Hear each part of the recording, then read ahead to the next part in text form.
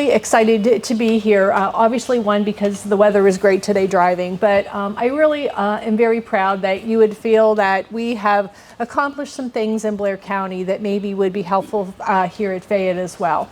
So again, just a little bit about me. I actually worked for the Pennsylvania Department of Education for 17 years. For the folks, the SAP staff, Student Assistance Programs folks here in the county, I actually was one of the staff that developed SAP for the state of Pennsylvania many years back. Also worked in the Safe and Drug-Free Schools office and helped school districts develop safe schools plans and bullying prevention and so forth. I actually was not an educator. My background was law enforcement and corrections and health education. And my, I guess, skill set is really bringing systems together and strategic planning and training. And so that's really how I had an opportunity when I left the department to become a part of this. So what I wanted to share in the time that we have, and I've got lots of slides, but I'm not going to read them, and I'm also not actually even going to go over some of what's in them, but I think it's really helpful, at least for me, to kind of have a visual. So what I wanted to share with you today is just a little bit about the history of our coalition, how we got started, what does it look like, who's on it, who are those stakeholders and those partners.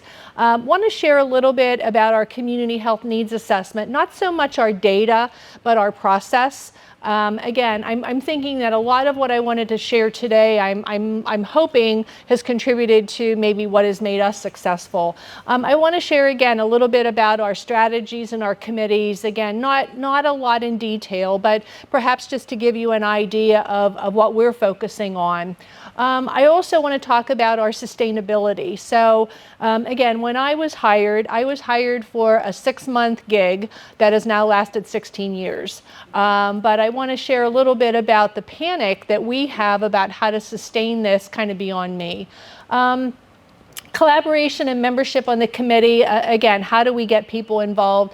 And then my final comments is actually a slide. What is that I think has made us successful? And when Mike had asked me to come, I was really happy and my wheels were spinning. Like what message would I want to give? And many of these things that you may be doing, and many of the things maybe that you're not. So I don't want to make assumptions one way or the other, but what is it that we kind of I think has worked for us? And so kind of, again, a little bit of a background. Again, back in 2007, our United Way and our Human Services Office at the county wanted to do a needs assessment in order to obviously understand what issues needed to be addressed in Blair County, as well as how could they direct their funding. So I was asked back in 2007 to help them out for 6 months. And then it was, can you stay and write the report? And can you stay and run a committee? And can you kind of stay and do that? And so sort of the big joke in Blair County is that when you ask me to be a consultant, like I kind of never go away because I'm still here, although that's going to change. But kind of fast forward then, and so we were a very small committee at that point. And we had a couple of work groups, and we had a small grant, and that's where we were. And then kind of fast forward to 2012, when all of the hospitals needed to do a community health needs assessment based on the Affordable Care Act, as well as to satisfy their 990 status. And so at the time, Altoona Hospital, which is now UPMC Altoona, came to us and said, you've got some experience doing this needs assessment. Can we, as they kind of explain it, hop on your train and develop this process? And so Blair County is really a county and a community that collaborates very well together, and they kind of always have. And so that hospital, we decided that we were going to go to our other 2 hospitals, Nason and Tyrone, and say, you all have to do this. Do you want to do it all independently, or in fact, do we want to do a joint community health needs assessment and a joint report? And so even though they were competing entities, they all decided that that's what was best to do in Blair County. So We do our community health needs assessment on behalf of our local hospitals as well as our community partners.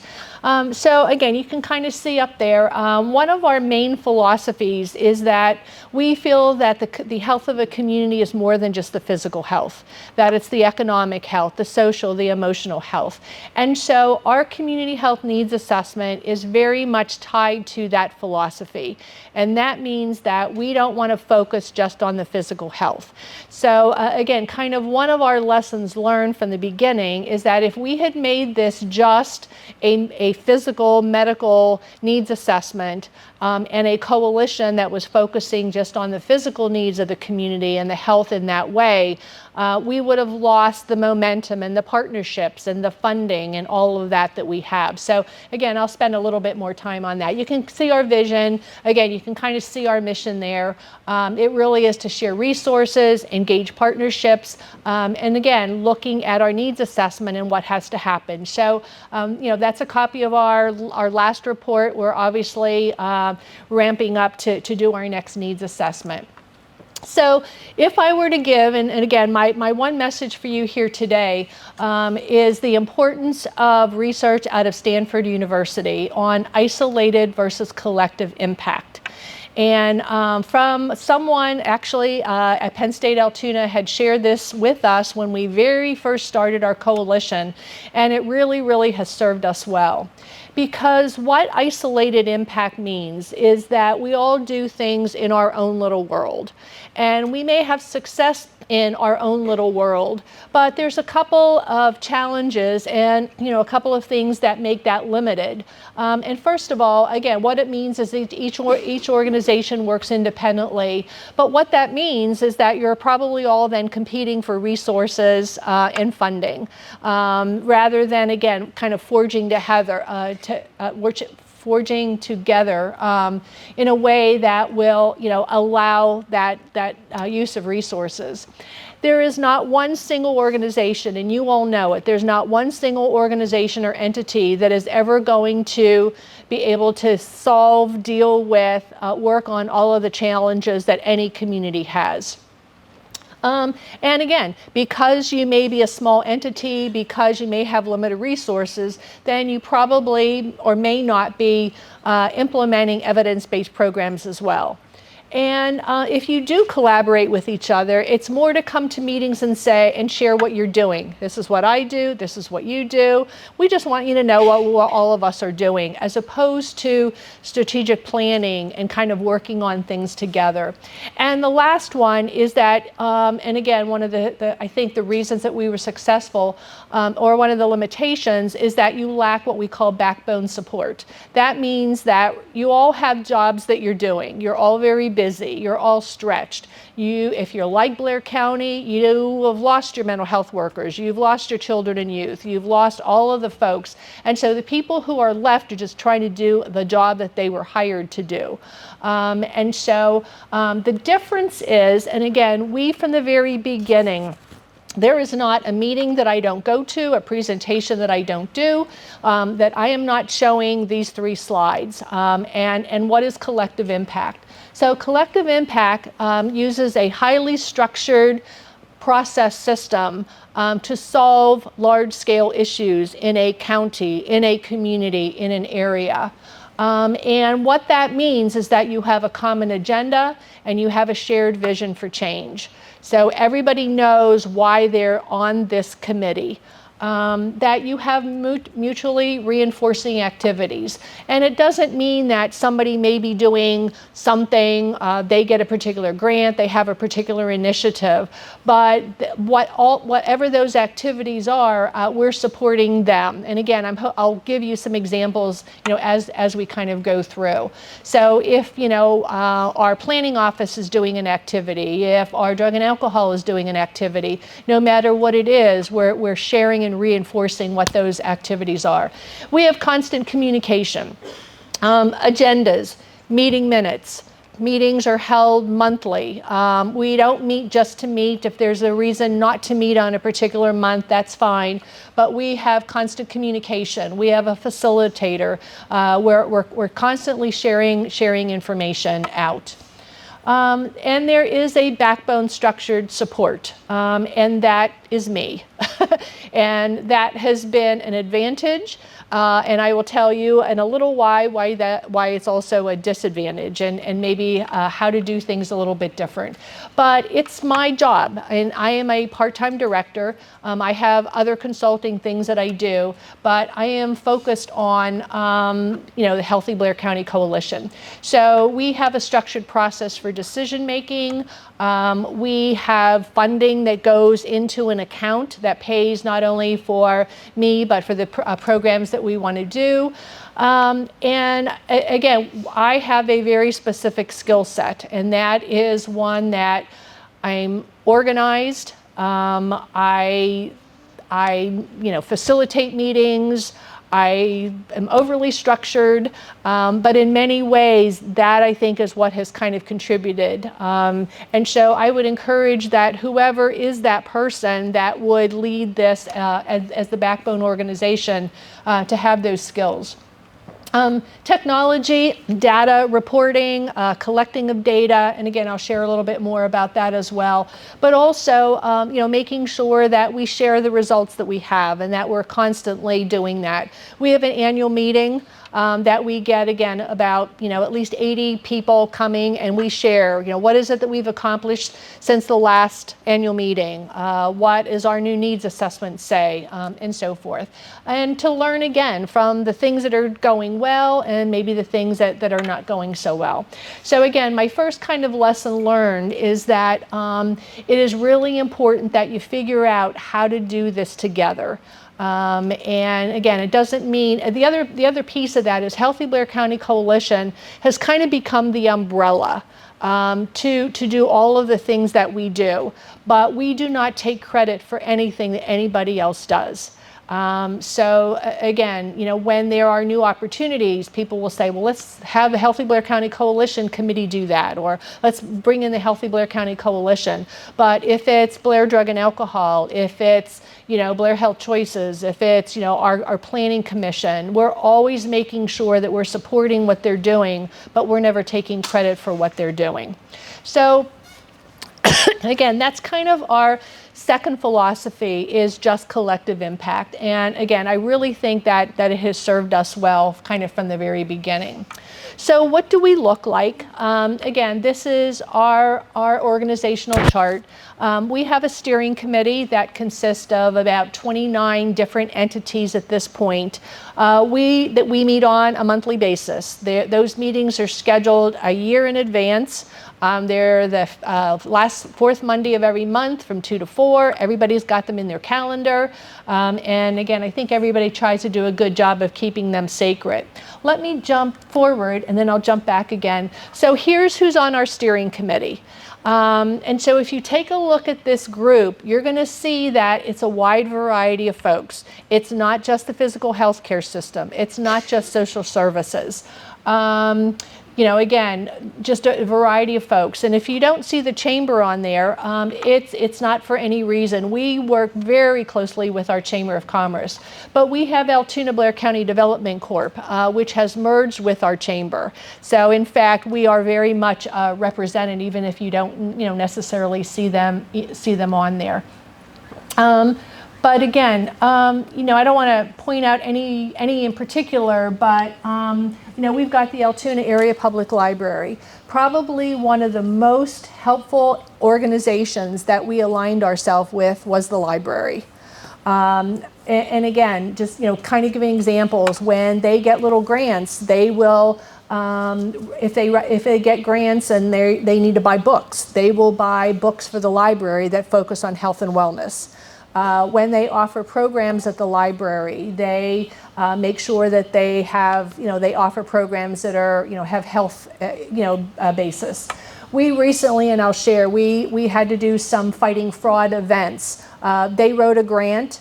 They went and bought a bunch of books, and so when we did these events throughout our community, the library gave out these free books on how to avoid fraud. So, again, you really got, again, it's not just the typical, we've really kind of, again, reached out to a variety of entities. Let me jump back. Here we go.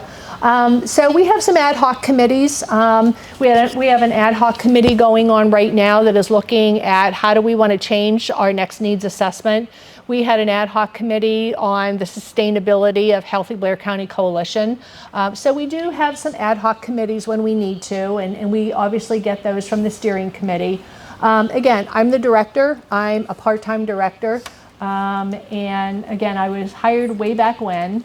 Our Healthy Blair County Coalition consists right now of 187 partners. And that is anybody who serves on work groups or our committees, anybody who provides sponsorship or funding, anyone who participates in some of our larger initiatives, whether it's a workplace wellness challenge, and one of our businesses might really have gotten all of their employees involved.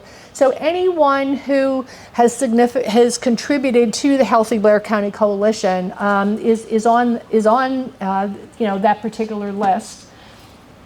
One of the pieces that we have not done very well, and that is marketing ourselves. I just did a presentation for our Jaffa Shriners, and other than somebody who had worked for my husband, no one there even knew that we existed. And so one of the things that we have not done well, and part of it is because I'm a part-time director, part of it is that's not my skill. We've not done a great job of marketing ourselves. We've tried. We do have, I think, almost 2,100 followers on our Facebook page, but we have, not necessarily done a great job of that. So our needs assessment, this is our needs assessment report that we do. And again, I'll explain a little bit more about that, but those work groups down at the bottom have come from our needs assessment. So again, I'll skip through them real quick, but I'll definitely be coming back. We have a Let's Move committee, and that was one of our original committees. And we did not do that for any political reason whatsoever, but when Michelle Obama started her Let's Move initiative, it made sense for us to latch on to something larger than ourselves. There was already resources. There were things that we could hand out. We didn't have to create anything. It existed. So we created a Let's Move Blair County committee. We also had a mental health work group, but we also recently received an opportunity from the state to be one of a pilot project for the Garrett Lee Smith grant, to do a very extensive needs assessment on our systems. So we changed that to be the Mental Health and Suicide Prevention Committee. We have a suicide prevention task force that has been in existence for many, many years, and it made sense for them to fall under us. So again, we don't, they do a lot of wonderful things. We support them. We write grants on their behalf, or administer their grants on their behalf. But they fall under us. We have a Substance Use and Physical Health Coalition, and this is a very good reason why you don't want to miss a meeting. So when we were doing our needs assessment many, many, many years ago, Judy Rosser is our SCA, our Drug and Alcohol Administrator, and she's just amazing. And so we were looking at our needs assessment data, and we're like, we don't need to create a drug and alcohol work group because Judy already does so many wonderful things. What could we do that Judy wouldn't do? And so we're like, no, we don't need to create a drug and alcohol work group. Well, about 10 minutes later, Judy comes into the meeting, so sorry I'm late. And we're like, no problem. We've decided not to create a drug and alcohol work group. And she's like, wait a minute. I do a lot of wonderful things, but I don't have a connection with our physical health care facilities. I don't have a connection with our hospitals. I don't have a connection with some of our clinics. I would love to create a work group that combines physical health and behavioral health together. And so that's our work group, and I'll share with you what has transpired because of that. We have a Food for Life committee that looks at food insecurity. We have an Alliance for Nicotine-Free Communities that focuses on, obviously, nicotine and vaping. We have a Youth Connection Task Force, and we recently just launched our Let's Move Into Kindness campaign. So again, kind of playing off that Let's Move, because most everybody knows about Let's Move in Blair County. And then we don't really, obviously they're not a formal part of Healthy Blair County Coalition, but our chamber has a Healthy Workplace Committee. And we actually had gone to our chamber and said, do we have a healthy workplace committee? And they're like, no, we don't have one. And so Joe Hurd, who is our executive director of the chamber, went to his board and they created one. And then we actually adopted a school attendance task force from our president Judge when she retired. And we recently handed that over to the chamber as well. And again, I can kind of explain. So that's our structure. Like that, again, that's our committees.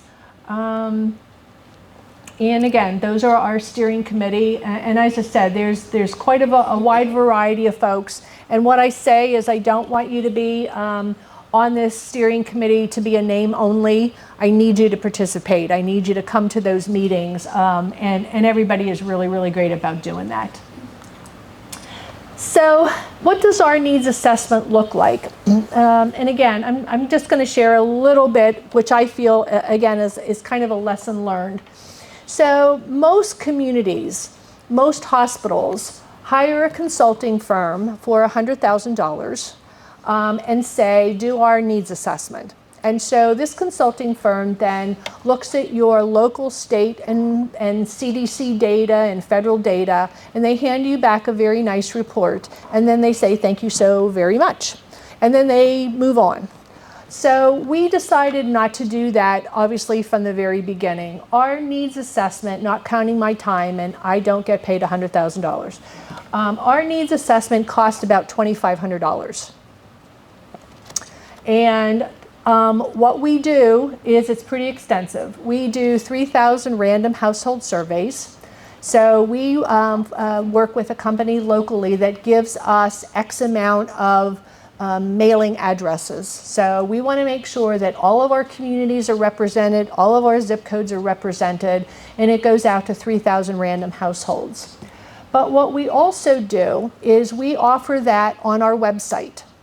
So there is a separate SurveyMonkey link on our website, and we say anybody who wants to fill out a needs assessment can do that. It's not mixed in with our random sample, which we try to keep sacred for our own purposes. But anybody can go on our website and fill out our needs assessment. The other thing that we do is we offer our needs assessment to any organization that wants to do it with their families, consumers, clients, employees, whatever. So my other lesson that I'm going to kind of end with later on is that you need to be seen as a resource. You need to be seen, your coalition need to be seen as a resource to others in the community. And so and you'll know that when you're writing grants, those grants are going to say, have you done a needs assessment? Has your community done a needs assessment? So we offer that to anyone. So in the past, Head Start, WIC, our Family Resource Center, Allegheny Lutheran Social Ministries, senior centers, different businesses, we give them our needs. I give them their own separate SurveyMonkey link. And so Head Start, for example, does it with their 250 families. And so, they now have data from their families. And when they're writing a grant, they can say, this is the results of a needs assessment from our 250 families. So we do not publicly share their data. So we say, I might in the report say something like, Head Start families have a different priority than the random sample. I might say something like that. But, and again, kind of another example, many years ago, there was an agency in Blair County that was going to write a $100,000 grant. And in this $100,000 grant, it said, has your community ever done a needs assessment? And so they were, for whatever reason, touched base with RSCA, Judy, and said, has anybody ever done a needs assessment? And Judy's like, yeah, Healthy Blair County Coalition. So they contacted me and I said, steal all of our data, take it, whatever it is that you need. They received their $100,000 grant. So again, that's how we are seen as a resource. We send it out to about 170 key leaders. That's county commissioners, our state senators that happen to serve our area representative, borough managers, library directors, school superintendents, police chiefs, Anybody that you might think is a key leader in our community, the Rotary, the Kiwanis, the whatevers.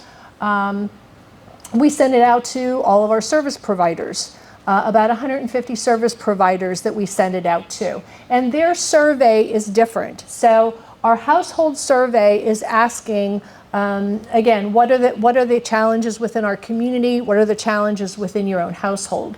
Our key leader and our service provider and our faith base ask some of those similar questions because obviously we want comparison data, but we're also offering them to share information of how they think service providers work together. Is there duplication of services? How has COVID affected them and so forth? We also do interviews with about 30 healthcare providers that maybe didn't get a chance to do the survey, like pharmacists, like my dentist that I make him do it every year. Healthcare providers that maybe would not have been kind of on a master list. And then we also collect and review secondary data. So we do collect our local, our county data, our state data, the CDC data, the federal data. And what we do, obviously, is it's important to do that so that you can have comparison data. And again, another example of why it was useful. When we did our very first needs assessment, crime was listed as the #1 issue in Blair County. There had been a couple of high-profile shootings. There was some gang activity that was starting, and everybody thought that crime was our #1 issue. But when we looked at our data, crime had actually dropped in Blair County by 13%. So it helps you determine, these are people's perceptions, and certainly they're accurate and valid, but it's also helpful to say, is something else going on that people think this is an issue, when it may or may not be as much. So again, my other lesson is that this is Blair County data. So everybody, the agencies, residents can say, this is us. This isn't, and again, I'm not trying to be critical, but this isn't a consultant that has come in and gathered all of your data and gave it back to you. This is us. These are residents. This is us who's providing the data. And again, I think it's really been helpful to do a needs assessment in that way. So why is it that it only cost us $2,500? Number one, our hospital prints those. So our household survey is sent via regular mail. So our hospital prints those surveys for us. Our Penn State Altoona does the research for us and does some queries. So when I want to know what's the difference between northern, central, and southern Blair County, or who's filling out the survey, we have a professor in health and human services at Penn State Altoona that does that for us. In the past, she also had all of the hard copies of the surveys where she had a work study student who entered all of that data for us as well. We have one of our other organizations that, again, kind of really, I think, solidifies collective impact is our planning office. So Blair Planning is one of our most significant partners. And Dave McFarland, who's our planning director, has just been absolutely wonderful. And again, give you kind of an example of how collective impact works. When he needed to, and when Blair County needed to develop their new comprehensive plan for roads and the things that the sewer systems and all those things that they do in their planning, he asked me to be on the steering committee so that I could advocate for health.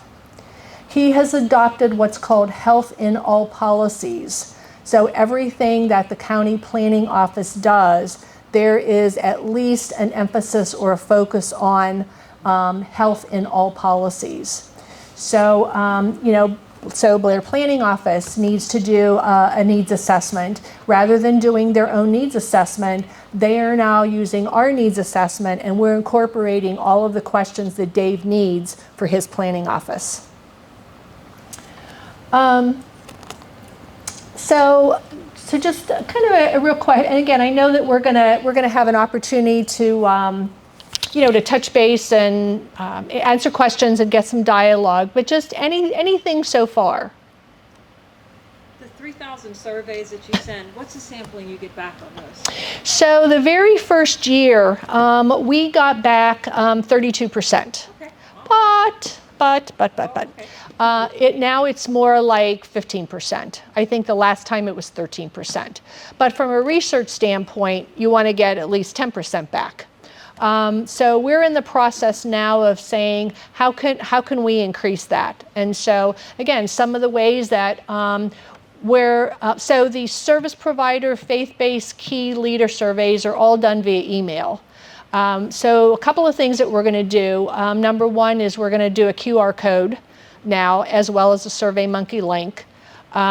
We're going to create a poster that is going to be put everywhere, and that poster will have a QR code that is similar to who wants to fill it out on our website. So again, we want to keep our 3,000 random samples kind of sacred, but we want other opportunities. So we just know that we need to do more PR. We've asked our mayor's going to put it in his newsletter. When, again, going back to when the Penn State professor who's on the steering committee helps out with the survey, when her students, her interns are going out to different agencies and organizations to do interns, they're going to be taking our survey with them. One of the things that we are going to do different this year is that in the past, our service provider, we just sent it to the director of the agency. But we've decided this year that we're going to send it out to everybody who is on our service provider list. So again, kind of the reason being, let's just say that Mike gets a survey, but he doesn't fill it out. Well, then there's no chance for his organization to be represented because he kind of forgot or was too busy. But if we had sent it out to not only Mike, but we sent it out to folks who also work for Chestnut, then they're the boots on the ground. They're also the ones that are out there. So that's the big change that we're going to make for this coming needs assessment is we're not going to limit it to just the director of an agency, but everybody who's on our service provider list. Any other? You said there was 3 hospitals? Yes. Do they all defer to this now? Yes. Well, yes and no. So when we started this, it was Tyrone Hospital, it was Nason Hospital, and it was Altoona Hospital. And all 3 of those decided, they were all independent nonprofit hospitals at the time. And so they all decided that this was the best way to go. UPMC, or Altoona Hospital was bought up by UPMC. So UPMC Altoona, UPMC does the needs assessment for all of their hospitals, but ours is now an addendum to theirs.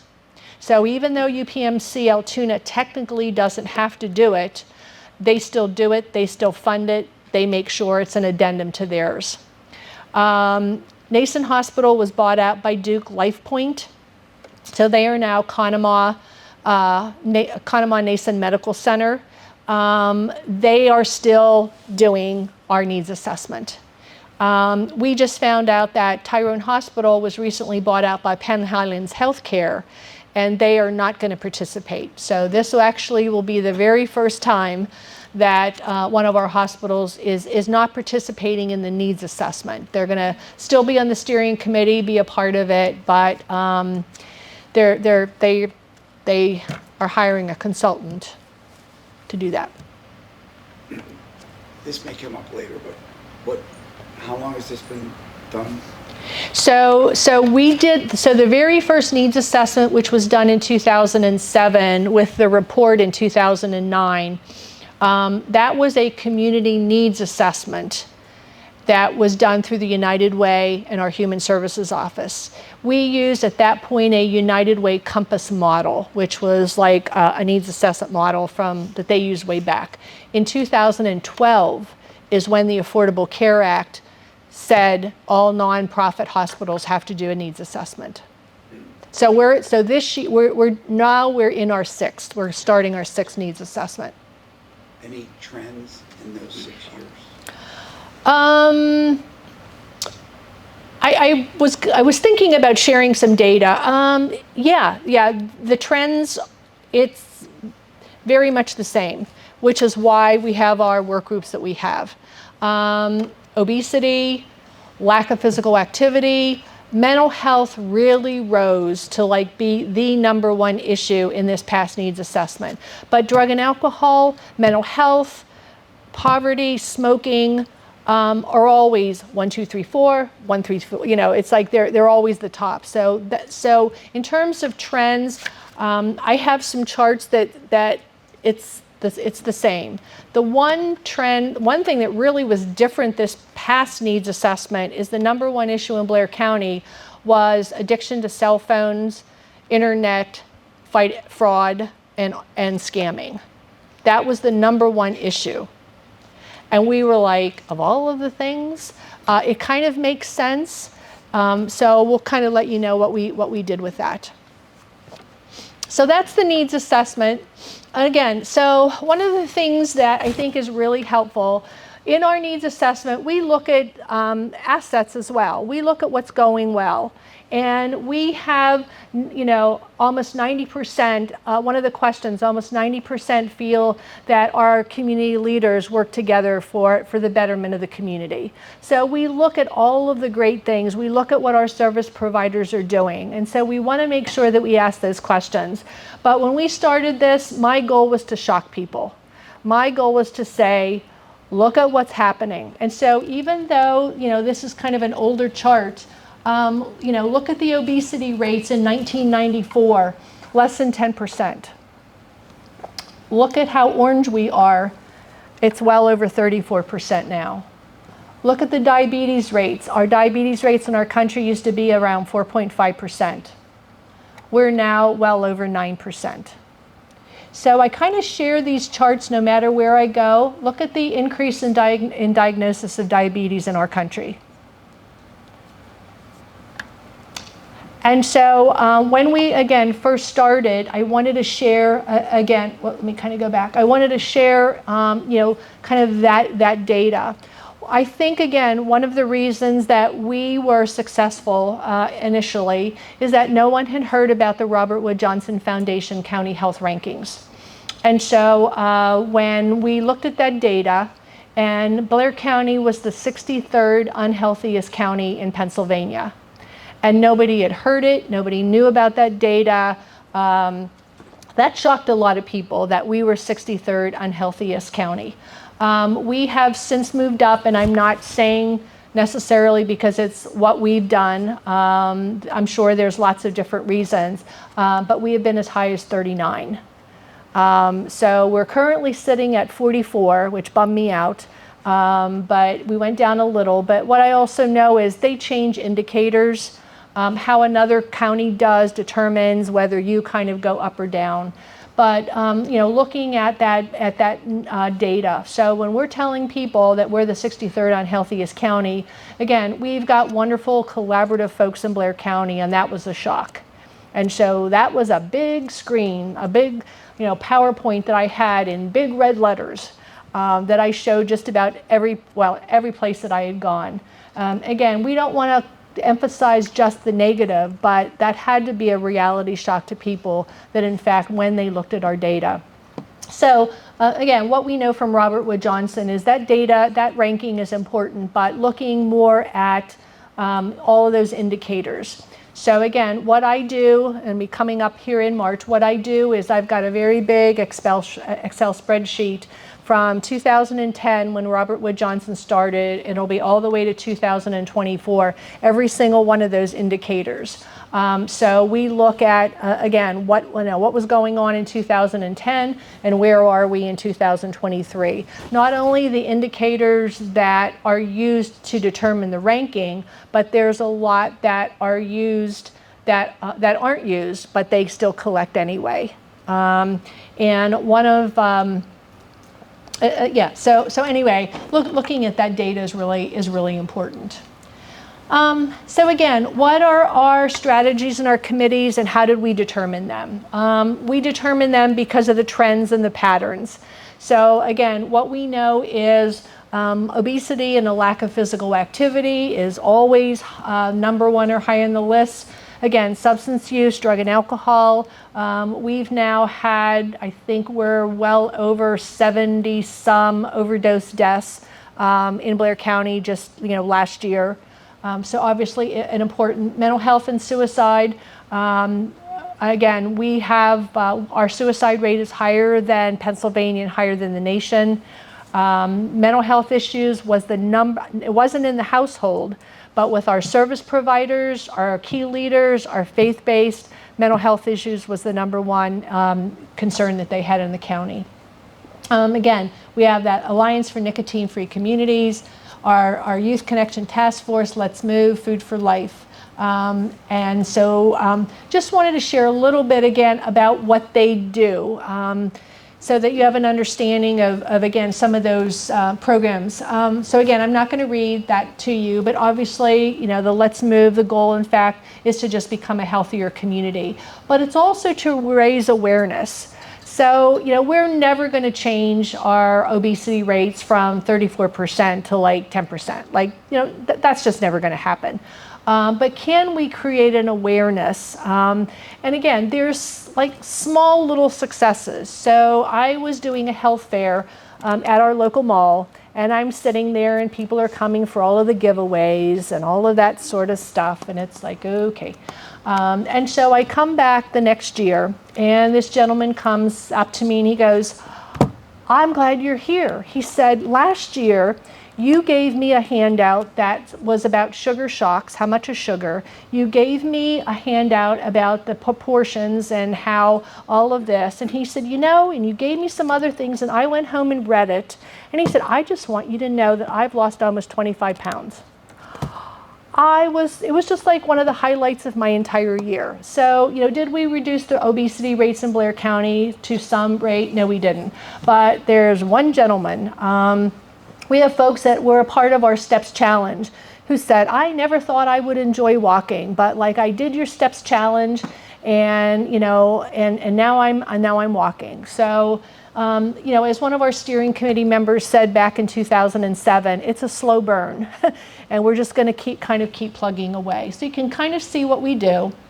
Some of the things that we do again to raise awareness is we have what's called Let's Move Blair County Day. And we hold it at Lakemont Park. And it's really an opportunity for there to be vendors. Our Blair Regional Y does an obstacle course for kids. Last year we had like 37 different vendors that came. And again, the opportunity is just for people to learn, to be healthier, to kind of get excited about all of that. We've done a number of active living steps challenges. So again, if you say to your community, we all need to run like 5 and 10K races, we're all going to be like, that's very nice, but how could I walk? And so we've actually held some active living steps challenges, and we've walked over 514 million steps. We joined an initiative called Spark America last year. And for those of you that don't know me, I am very competitive. So if you think you were crying, I've been crying all season with the Dallas Cowboys and how they have like not done very well like all year. So I'm very competitive. So anyway, we joined this challenge. What? Dallas? Yes, Dallas. Yes. I know. My sister just told me an hour ago that they're no longer America's team. That's what she said. So supposedly it's Kansas City. Anyway, so we joined this Spark America Challenge, and we were competing against 109 cities across the country. And there was no way that I was going to let Blair County be down at the bottom of those 109 cities. So everybody who is friends with me on Facebook, I'm like, did you bicycle this weekend? Did you walk? What did you do with your kids? And so we actually ended up ranking of the 109 cities across the country, we were number 4. The only cities that were higher than us was Pittsburgh, Cleveland, and Akron. So Blair County came in. We logged last in that challenge 638,000 fitness minutes. We have an active living brochure. We worked with, again, kind of collaboration. We worked with South Hills School of Business, and their students needed a project. So we had them develop an active living brochure that has all of our walkings, tennis, swimming. We had to revise it to add pickleball. But every place in Blair County that you can become active is now in this active living brochure. And the realtor agents love it, because when people are coming into Blair County and they want to know, hey, where is this, where is that, they have our active living brochure. And again, you can kind of see some other things that I've already talked about. So our Substance Use and Physical Health Coalition, again, I mentioned, Judy really wanting to connect with the healthcare system. So you can kind of see a couple of things there that we do. But again, when I said kind of the advantage, so she wanted to connect with our hospitals and our healthcare providers. So she wrote a grant to implement a program called SBIRT, Screening, Brief Intervention, and Referral to Treatment. And so we have a couple of partners, Altoona Family Physicians, our Pregnancy Care Clinic, and Dr. Gates, which was Empower, People One Health. Anyway, over that period of the grant, and so if you're not familiar with SBIRT, SBIRT is a program where you go in to your doctor for a sore throat. You are automatically you're automatically screened for substance abuse. So if I kind of say, hey, you have a sore throat, and begin to talk about drug and alcohol, substance use, and if I would say, nah, I'm not really interested in quitting, I'm fine. The next time I come in, they're going to ask that question again. And if I say, well, yeah, my husband's really complaining about, drinking or whatever, so yeah, I'd probably talk to someone. They then automatically, at that moment, pick up the phone and connect you. So they have screened over 60,000 people in Blair County for substance use when they went in for their routine health care. There were 3,400 brief interventions, and over 930 patients entered drug and alcohol treatment that maybe would not have otherwise. The program is expanded. The 7 pharmacies are doing it in Blair County, as well as a series of our EMS responders. So again, kind of a good example of don't miss a meeting, because we would not have created a drug and alcohol work group had it not for something that she wanted to do specifically. That data is over what period of time? I believe that is our 3-year data.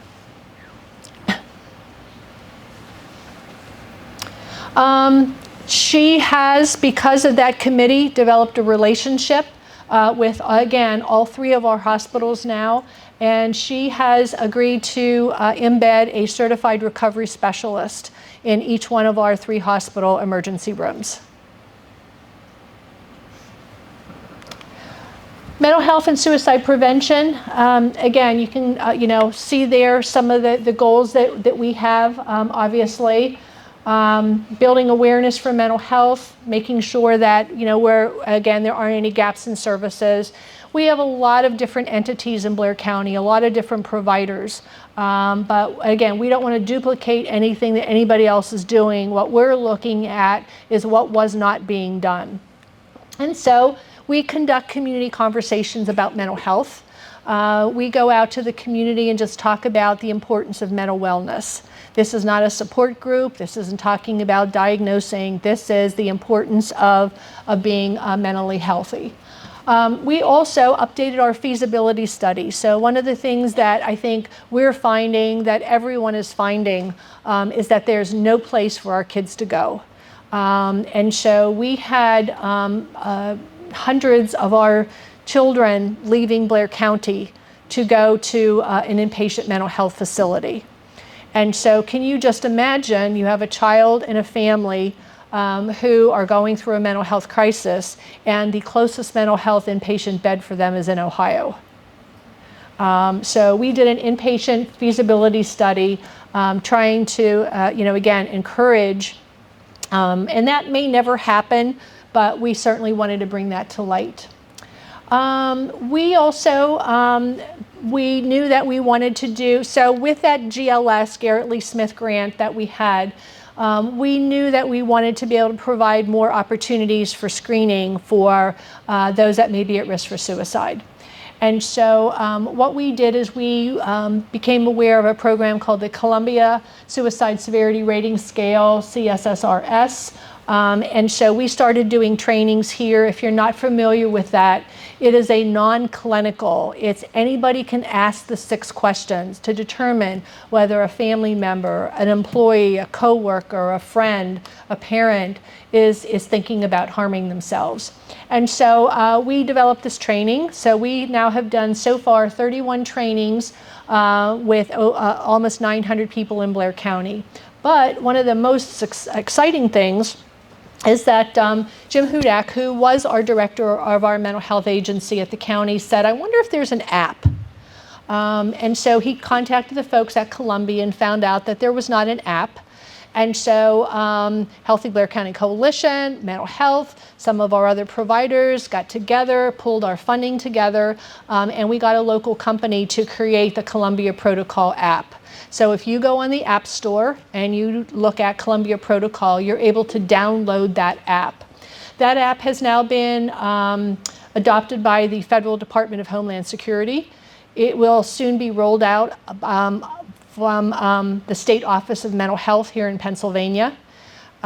State of Virginia is interested in it. Prior to what happened in Israel, the country of Israel was actually interested in it. The UK is interested in it. And so an app that was created in a little mental health work group in Blair County has now gone worldwide. For Blair County, we pay an additional fee so that when people log on to that app and they're from Blair County, it directs them not only to the 988, but it also directs them to Blair County resources. If someone else does it, they're going to be directed to a 988 center. So we're kind of, again, excited. We've received 2 National Strategy Suicide Prevention grants, again, to promote 988 as well as the Columbia. We developed a number of resources, and we just held a suicide summit and had well over 120 people that came to that. So that's our mental health work group. Again, we are looking at vaping and smoking as everyone else is. Our Lung Disease Foundation is our tobacco control provider. So again, kind of how things evolve. So when we were starting our tobacco work group, that's what it was called, we thought we probably should invite somebody from the Lung Disease Foundation that deals a lot with individuals and patients who smoke. And so we asked them to be a part of it. And so the person who sat on the committee went back and talked to Dr. Zupko, who is the head of the Lung Disease Center and Foundation, and said, there's a tobacco control grant that maybe we could apply for that. And he was more than willing. So Blair County got that tobacco control grant and are doing, again, just a number of things in our county. We have, she wrote a grant for UPMC Foundation and the Ronald McDonald Fund, and we were able to put vape sensors in our bathrooms in 2 of our local school districts. So again, that collective impact, I can't emphasize that enough, how, I'm not taking credit for those kind of things. I'm not doing all of that. I'm just making sure that everybody comes to the table and there's agendas and meeting minutes and reminders of everything. But it's everybody else that's doing all of this. We're working with our dental offices. So there's a program called Every Smoker, Every Time. And so when somebody goes to their dentist, and if they're a smoker, the dentist is going to ask them if they smoke or vape or use whatever. And he's going to talk to them about the impact on oral health. And then he's going to give them a brochure that ties back into the Lung Disease Foundation, because all of the smoking cessation programs are free. Again, poverty and addressing those areas. So we actually used to have a poverty work group, and what we found out that that was one of our work groups that was not as successful, because there were a number of entities that were working on poverty, and this was one of the things that they wanted to do their own thing. And they are very successful at what they're doing, but we did not have success bringing people to the table to work on poverty. But what we did, though, is we kind of shifted to food insecurity, because there wasn't necessarily someone addressing food security issues. And so, again, you can kind of see there, we, again, Center for Independent Living, got a USDA grant.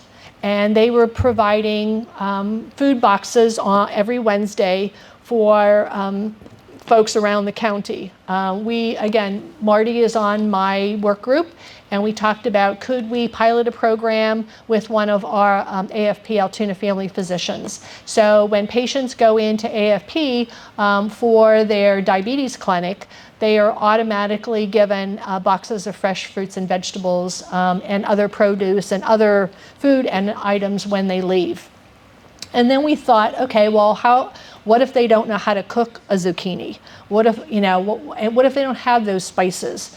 And so what we did was created a very simple cookbook that anyone, we're not talking major spices. I'm not a cook myself, so it's like, we're not talking gourmet. We're talking, how would you cook a zucchini if someone gave you one?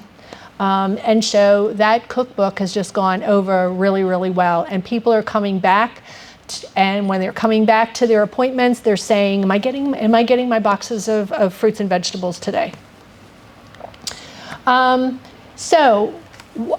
Those 4 areas that I covered are what has shown up consistently on our needs assessment.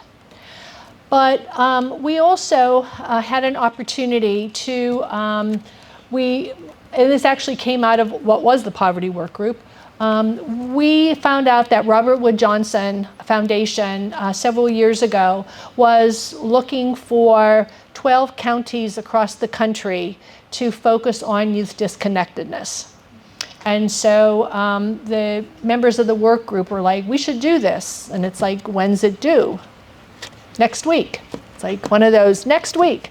So it's like, okay. And I thought, all right, I'll put this together, because what's the likelihood? Well, bottom line is that we were chosen. We were one of 12 counties across the country to be picked up by Robert Wood Johnson Foundation. We were chosen for 2 reasons. One is that we had a good coalition and we had good partners, and we were able to put that in the grant. The other reason is our youth disconnectedness rate was higher than Pennsylvania and higher than the nation at 14.4%. That means youth 16 to 24-year-olds, not in school, not in the workforce, hanging out on somebody's couch. That equated to about 2,900 kids in Blair County. So we applied for this initiative and ended up getting that. So again, we received that. And then we worked with Robert Wood Johnson for an entire year on this coaching opportunity. And then they came to us and said, we're going to be doing a webinar on youth connectedness that's going to go across the country. Would you be interested in participating? And we're like, yeah, that would be like amazing. Well, we found out that we were the webinar. So Robert Wood Johnson Foundation actually highlighted Blair County, which again was just a highlight really of all of that we had done. Again, you can see we have worked with our Chamber of Commerce on attendance issues. We've increased our awareness of youth disconnectedness. We were implementing a program called Be There School Attendance and Be There Buddy Mentoring Program.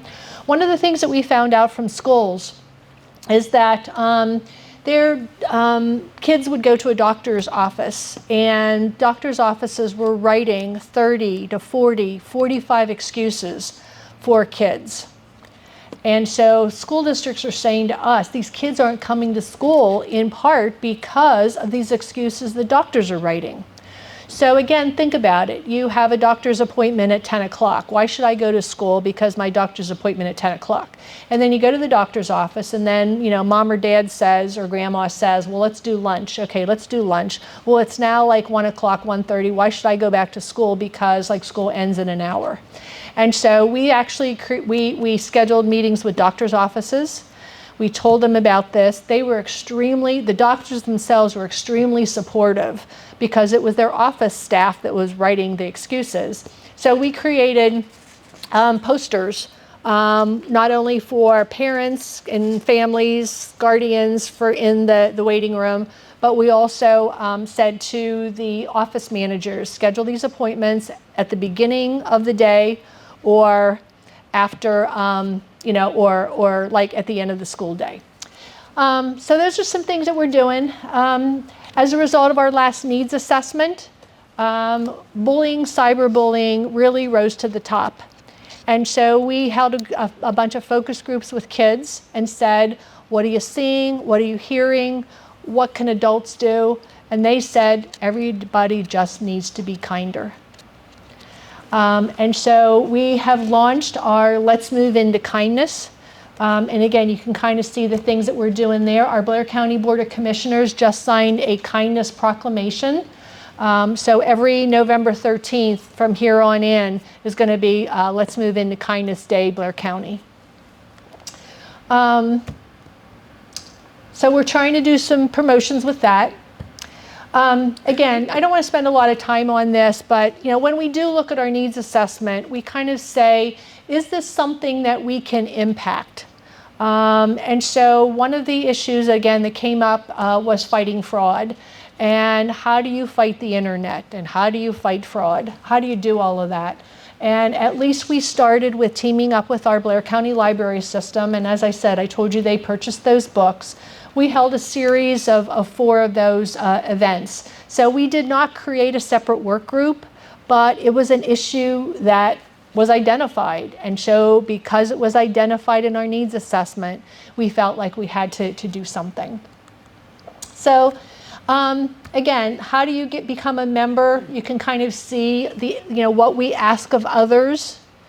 And you see complete index cards. I do not go anywhere in Blair County without index cards because I'm going to say on your table are index cards. And if there's anything that I've said that you're interested in, please put your name and your email down and I'll make sure that I add you to a committee if you're willing to fund us for something. I go nowhere without index cards. So your thing that you had there asking people to sign up for committees is similar. So I'll kind of start to wrap up with 2 things. Number 1 is how do we sustain this? And so this was created in 2007 and everything so far is tied to me, meaning that it's in my den, on my computer, in my head, or in my car. And so we never thought this was going to grow into an organization. So that left us sort of stuck because, and it was, well, what if Coleen gets hit by a bus? Like, how are we going to sustain this coalition? So we actually, prior to the pandemic, sat down and had a committee that was looking at how do we sustain this long after Coleen's gone.